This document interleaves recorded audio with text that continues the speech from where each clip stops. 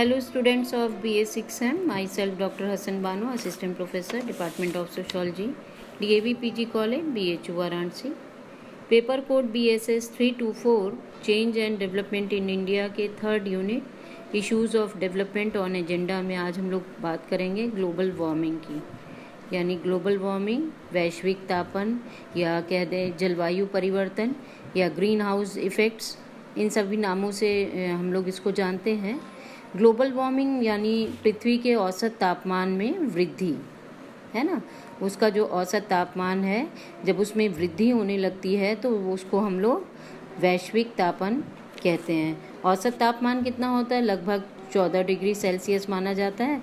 और जब इस तापमान में वृद्धि होती है तो उसको कहीं ना कहीं हमारे पृथ्वी जो है ज़्यादा गर्म होने लगती है, जिसको हम लोग ग्लोबल वार्मिंग कहते हैं। ग्लोबल वार्मिंग आज विश्व की सबसे बड़ी समस्या बन चुकी है। इसमें न केवल मनुष्य बल्कि धरती पर रहने वाले हर प्राणी कहना चाहिए परेशान है, और इससे निपटने के लिए बहुत सारे प्रयास भी हो रहे हैं, लेकिन अभी तक कोई बहुत कारगर समाधान दिखाई नहीं दे रहा है।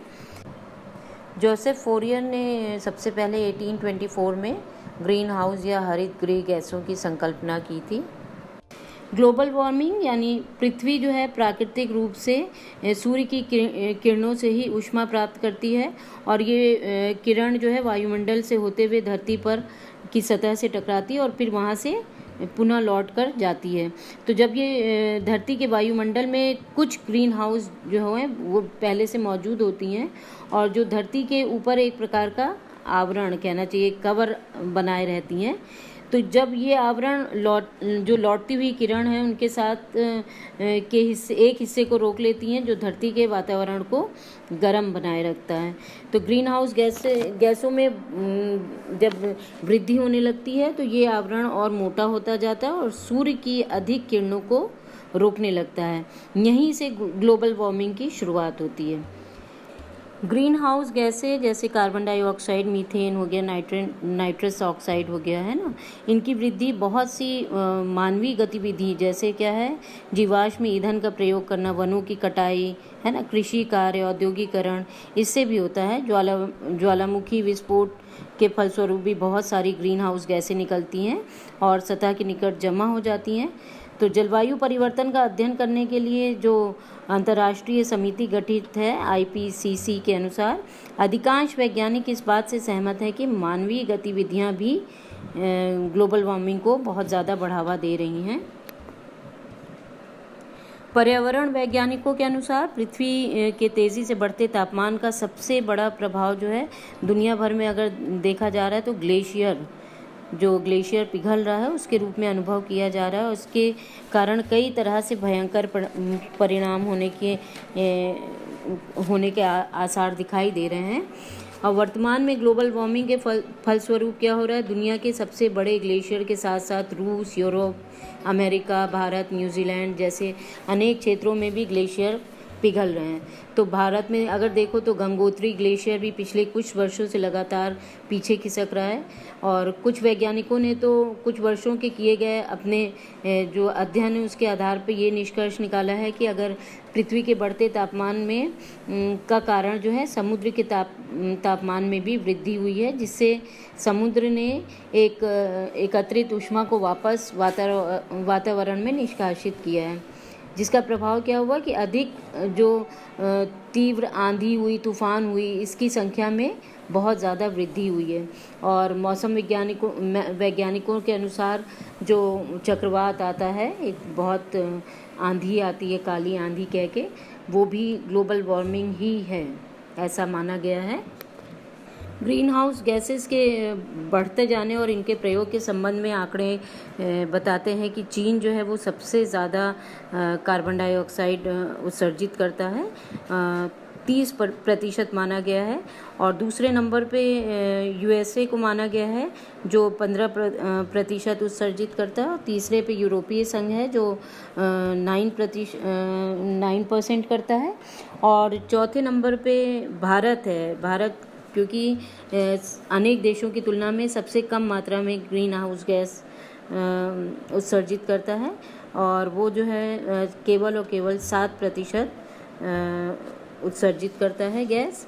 अभी तक यहाँ केवल भारत के संदर्भ में कहा जाता है कि केवल 100 हेक्टेयर भूमि ही ग्रीन हाउस के अंतर्गत बनाई गई है, और हमारे यहाँ वर्तमान में इसका प्रमुख उपयोग जो है विपरीत कृषि जलवायु या कुछ फसलों को पूरे वर्ष उगाना, या कृषि उपजों का उत्पादन बढ़ाना, या फसलों की उत्पादकता बढ़ाना, है ना, या आर्थिक लाभ बढ़ाने जैसे अहम उद्देश्यों की पूर्ति के लिए किया जा रहा है।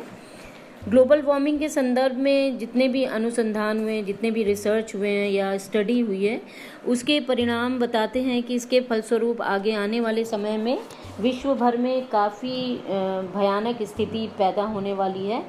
भारतीय मौसम विज्ञान विभाग के अनुसार बढ़ती गर्मी से हिमालय की बर्फ़ पिघलेगी और नदियों में बाढ़ आएगी, और बाद में इनके सिकुड़ जाएंगे और नदियों में पानी भी कम हो जाएगा। इसके अतिरिक्त भारत में जलवायु परिवर्तन के कारण मानसून जो है वो देर से आएगा और बहुत अनिश्चितता, अनसर्टेनिटी बढ़ेगी। गर्मी बढ़ने से अधिक पानी बनकर उड़ेगा और भूजल का स्तर जो है कुछ और नीचे चले जाएगा, यानी भूमि का जो जल है वो और नीचे चला जाएगा। मिट्टी में नमी घटेगी, जिससे मैदानी इलाकों में फसलों की ख़ास तौर से फसलों को बुरा असर पड़ेगा। मौसम विज्ञान के क्षेत्र में कार्यरत एक एजेंसी वर्ल्ड वॉच इंस्टीट्यूट है। उनके वैज्ञानिकों के अनुसार ग्लोबल वार्मिंग और ग्रीन हाउस प्रभाव के फलस्वरूप क्या होगा, 20वीं सदी में समुद्र की सतह जो है वो 20 से 30 सेंटीमीटर बढ़ी है, और अभी 21वीं सदी के अंत तक समुद्र की सतह 1 मीटर तक ऊंची उठ सकती है। इसी तरह यूनिवर्सिटी ऑफ मैरीलैंड के पर्यावरण विज्ञान केंद्र द्वारा कुछ अध्ययन किए गए हैं, जिनके आधार पर यह अनुमान लगाया गया कि ग्लोबल वार्मिंग के प्रभाव के फलस्वरूप समुद्र की सतह से 1 मिलीलीटर की वृद्धि, यानी 21वीं सदी के अंत तक अगर समुद्र 1 मीटर बढ़ा तो 1.5 लाख किलोमीटर समुद्र तट सागर के गर्भ में समा जाएगा।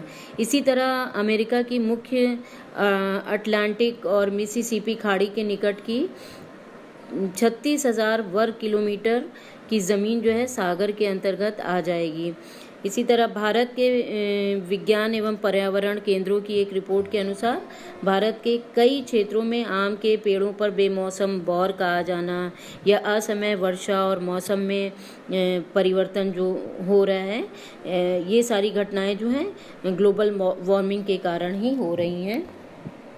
ग्लोबल वार्मिंग के संबंध में 100 से अधिक देशों के वैज्ञानिक तथा सरकारी प्रतिनिधि मंडलों के एनवायरमेंटल पैनल द्वारा तैयार जो रिपोर्ट है उसमें कहा गया है कि हमारी पृथ्वी की सतह का औसत तापमान जो है 20वीं शताब्दी के 100 वर्षों में लगभग 0.8 डिग्री सेल्सियस बढ़ा है, और 21वीं शताब्दी में यानी अगले 100 वर्षों में इसके 5.8 डिग्री सेल्सियस तक बढ़ने की संभावना है।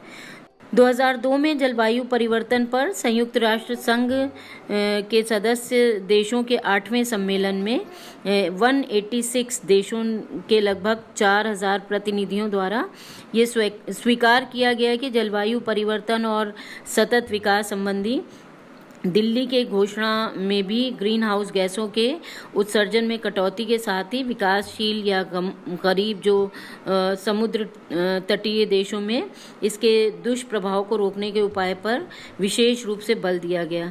और सम्मेलन में इस बात पर विशेष चिंता दिखाई गई कि ग्रीन हाउस के अधिक उत्सर्जन के कारण पूरे विश्व की जलवायु में भयानक परिवर्तन दिखाई दे रहा है।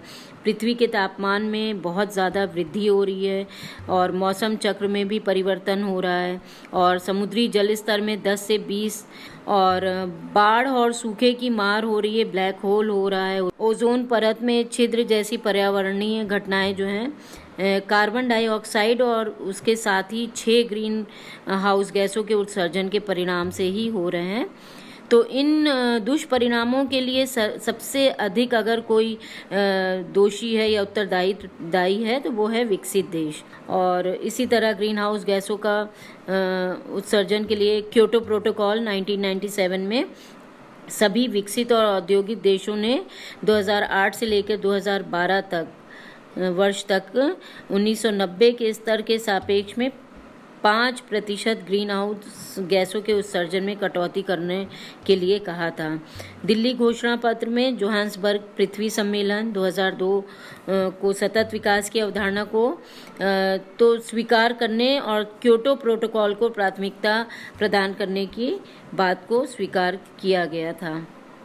ग्लोबल वार्मिंग के कारण, और ऐसा माना जाता है कि जो ग्लोबल वार्मिंग की जो प्रक्रिया हो रही है इसके लिए मानवीय गतिविधियां ही जिम्मेदार हैं, जिसके कारण पृथ्वी का स्वरूप बदल रहा है, जिसमें सबसे पहला है तीव्र औद्योगिकरण। तो 20वीं सदी में द्वितीय विश्व युद्ध के पश्चात विभिन्न देशों में तीव्र औद्योगिक विकास की आवश्यकता महसूस की गई थी, जिसके फलस्वरूप उद्योगों की स्थापना हुई और उनसे होने वाले उत्पादन का जो सिलसिला चला वो आज भी चला आ रहा है। तो तीव्र औद्योगिक विकास की भूख ने कहा जाए तो मनुष्य को इतना ज़्यादा स्वार्थी बना दिया है कि उसने प्रकृति और पर्यावरण के संतुलन की कोई भी परवाह न करते हुए सभी कानूनों को एक तरफ रख दिया है। और 20वीं सदी के शुरू से लेकर 20 सदी के अंत तक अगर देखें तो लगभग 5 दशक में अमेरिका और यूरोपीय देश जो हैं पूरी तरह से औद्योगिक रूप से परिवर्तित हो चुके हैं, जिनमें सबसे प्रमुख है संयुक्त राज्य अमेरिका है, सोवियत संघ है, इंग्लैंड है, कनाडा है, फ्रांस है, जर्मनी हो गया, इटली हो गया। एशियाई देशों में अगर देखें तो चीन है, जापान है, भारत है, इंडोनेशिया, सिंगापुर, मलेशिया, ताइवान, दक्षिणी कोरिया है ना, ये सभी देश जो हैं औद्योगिकरण की अंधी दौड़ में शामिल हो गए हैं। और वर्तमान में ये सभी, चाहे विकसित देश हों चाहे विकासशील देश हों, इन्होंने पर्यावरण को प्रदूषण करने में सर्वाधिक महत्वपूर्ण भूमिका निभाई है। ये वही देश हैं जो सर्वाधिक मात्रा में ग्रीन हाउस गैस उत्सर्जित करते हैं। विश्व में तीव्र औद्योगिक विकास के कारण वायुमंडल में क्या हो रहा है, कार्बन डाइऑक्साइड है, कार्बन मोनोऑक्साइड है, क्लोरोफ्लोरो कार्बन है, मीथेन है, नाइट्रस ऑक्साइड है, इन सभी गैसों की मात्रा बढ़ने लगती है, जिससे वैश्विक तापन में वृद्धि होती है।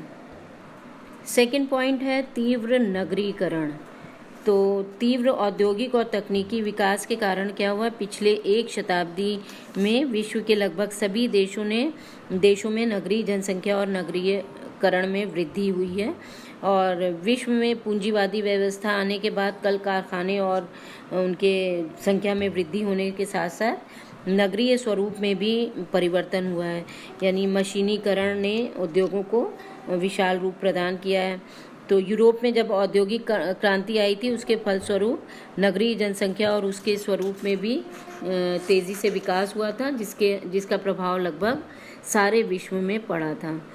तीव्र औद्योगिक और तकनीकी विकास तथा बढ़ती हुई जनसंख्या ने नगरों में वाहनों की संख्या में बहुत ज़्यादा वृद्धि किया, और जिसके परिणाम स्वरूप क्या हुआ कि नगरों में तापमान जो है वो काफ़ी तेज़ी से बढ़ गया।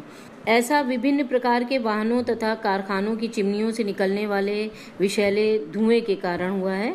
अभी वर्तमान में अगर देखें तो मुंबई, दिल्ली, कोलकाता जैसे महानगर में बढ़ते तापमान का मुख्य कारण वहाँ की क्षमता से अधिक वाहनों का होना है। तो ऐसा अनुमान लगाया जाता है कि मुंबई और दिल्ली में प्रतिदिन अगर देखें तो 3 लाख वाहन सड़कों पर दौड़ते हैं, और वातावरण में छोड़े जाने वाले CO यानी कार्बन मोनोऑक्साइड में अधिकतम योगदान इन्हीं वाहनों का होता है। कार्बन मोनोऑक्साइड अत्यधिक जहरीली गैस है जो खून में ऑक्सीजन धारण करने की क्षमता को घटा देती है। कुछ नगरीय क्षेत्रों में तो होने वाले वायु प्रदूषण में 80% तक का योगदान इन्हीं वाहनों का होता है, और यही स्थिति विश्व के अन्य महानगरों के साथ भी हो रहा है। और कुछ वर्ष पूर्व विश्व स्वास्थ्य संगठन द्वारा कराए गए सर्वेक्षण के अनुसार विश्व के 100 सर्वाधिक प्रदूषित नगरों में दिल्ली और मुंबई भी शामिल है। कहने का मतलब यही है कि अत्यधिक जनसंख्या, उद्योगों का केंद्रीकरण या वाहनों की अधिकता के फलस्वरूप वातावरण में ग्रीन हाउस गैसों का अनुपात में ज़्यादा वृद्धि हो रही है, जो ग्लोबल वार्मिंग का एक महत्वपूर्ण कारण बन रहा है। तीसरा है प्राकृतिक संसाधनों का दोषपूर्ण विघटन, यानी विश्व के अधिकांश देश ऐसे हैं जिनकी अर्थव्यवस्था जो है वो प्राकृतिक यानी नेचुरल रिसोर्स पर आधारित हैं और इन देशों का घरेलू उत्पाद कह लें या उससे होने वाली आय जो है इस प्राकृतिक संसाधनों में ही अपनी भूमिका निभाती है। उदाहरण के लिए अगर हम लोग देखें तो दक्षिणी पश्चिमी एशिया को ले लें, जहाँ पर चीन और भारत दो ऐसे विकासशील देश हैं जो आज भी अपनी ऊर्जा की ज़रूरत का अधिकांश भाग जो है कोयला और लकड़ी द्वारा प्राप्त करते हैं। वहीं दक्षिण पश्चिमी एशिया का अधिकांश देश जो है वो अर्थव्यवस्था उनकी जो है खनिज तेल पर ही टिकी हुई है। तो इन दो जनसंख्या बहुल देशों द्वारा प्राकृतिक संसाधनों का अत्यधिक दोहन जो है वो प्रकृति का संतुलन जो है वो बिगाड़ रहा है। आज अगर देखें तो चीन और भारत विश्व के दो बड़े कोयला उत्पादक और उपभोक्ता देश हैं और जो पूरे विश्व की अर्थव्यवस्था जिन पर टिकी हुई है ऐसा माना जाता है। इसी तरह वनों के क्षेत्रफल में भी कमी का मुख्य कारण जो है कृषि का विस्तार हो रहा है, औद्योगिकरण हो रहा है, नगरीकरण हो रहा है, लकड़ी का बहुत ज़्यादा उपयोग हो रहा है और ईंधन के रूप में भी, घरेलू उपयोग के रूप में भी हो रहा है। तो ऐसा माना जा रहा है कि यदि ये गति इसी तरह चलती रही तो एक शताब्दी के अंदर जो है बहुत ही गंभीर परिणाम देखने को मिलेंगे। नेक्स्ट है ऊर्जा के वैकल्पिक स्रोतों का सीमित उपयोग। विश्व में बढ़ती हुई ऊर्जा ज़रूरतों की पूर्ति के लिए विकासशील या अविकसित या निर्धन देश जो हैं वो आज भी ऊर्जा के अपने जो ट्रेडिशनल रिसोर्स हैं उनको ही उपयोग कर रहे हैं, जैसे विद्युत उत्पादन या उद्योगों के संचालन में कोयले का उपयोग, रेलगाड़ी के में डीजल या कोयले तथा घरेलू ईंधन के रूप में कोयला या लकड़ी द्वारा ही ऊर्जा की आवश्यकता पूरी की जा रही है। जबकि ऊर्जा के गैर परंपरागत रिसोर्स का उपयोग ही कम क्षेत्रों में हो रहा है। सौर ऊर्जा हो गई या पवन ऊर्जा हो गई, है ना, ज्वार शक्ति हो गई या जल शक्ति जैसे ऊर्जा के अनेक वैकल्पिक स्रोत हैं जिनका न सिर्फ हम लोग बारंबार उपयोग किया जा सकता है बल्कि ये ऊर्जा के बहुत अच्छे रिसोर्स माने जाते हैं।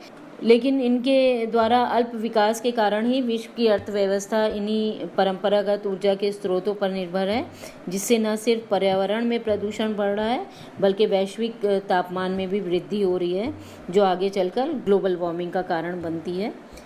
नेक्स्ट है उच्च तकनीकी ज्ञान पर विकसित देशों का एकाधिकार। ऐसा माना जाता है कि विश्व के कुछ विकसित देश जो हैं अपनी बढ़ती ऊर्जा की जो ज़रूरतें हैं उनकी पूर्ति के लिए जो वैकल्पिक स्रोत हैं उसको यूज़ कर रहे हैं, लेकिन इसकी तकनीक जो है इतनी महंगी है कि जिसके कारण विश्व के अन्य देश इसको नहीं ले पा रहे हैं। तो साथ ही साथ इनका प्रचार प्रसार जो है वो विकसित देशों की तरफ से बहुत अच्छा नहीं है ना। ये बात सिर्फ ऊर्जा उत्पादन के क्षेत्र में ही लागू नहीं होती बल्कि जो पिछड़े देशों की आधारभूत संरचना है उसके विकास के मामले में भी उनकी सोच जो है वो बहुत ही भेदभावपूर्ण है। नेक्स्ट है दोषपूर्ण अंतर्राष्ट्रीय राजनीति एवं कानून। तो विश्व के जितने भी विकसित और औद्योगिक देश हैं उन्होंने पिछले कुछ वर्षों में ग्लोबल वार्मिंग के संबंध में उन्होंने कहा कुछ और किया कुछ है। तो ऐसा पाया गया कि उनके कहने और करने में बहुत फ़र्क रहा है। अगर दूसरे शब्दों में कहें तो इस मामले में उनकी गतिविधियां जो हैं वो बहुत पॉजिटिव नहीं रही हैं। ये देश क्या करें, दूसरे देशों से वे सभी कार्य करने को रोकना चाहते हैं जिससे वायुमंडल में ग्रीन हाउस प्रभाव बढ़ता है, परंतु वे स्वयं उसी कार्यों में लगे हुए हैं, अर्थात उनकी नीति जो है वो कहीं ना कहीं भेदभावपूर्ण है। दूसरे शब्दों में कहें तो ग्लोबल वार्मिंग को रोकने या कम करने के लिए एक ईमानदार कोशिश या राजनैतिक इच्छा शक्ति की कमी देखने को मिलती है। यही कारण है कि इससे होने वाले दुष्प्रभाव को जानते समझते हुए भी हाल के वर्षों में ग्लोबल वार्मिंग में कमी आई है, ऐसा हम नहीं कह सकते हैं। तो इस वीडियो में हम लोगों ने देखा कि ग्लोबल वार्मिंग क्या है और इसके क्या क्या कारण है। नेक्स्ट वीडियो में हम लोग चर्चा करेंगे इसके प्रभाव की और इसको रोकने के लिए अंतर्राष्ट्रीय स्तर पे जो प्रयास हो रहे हैं उन पे हम लोग चर्चा करेंगे।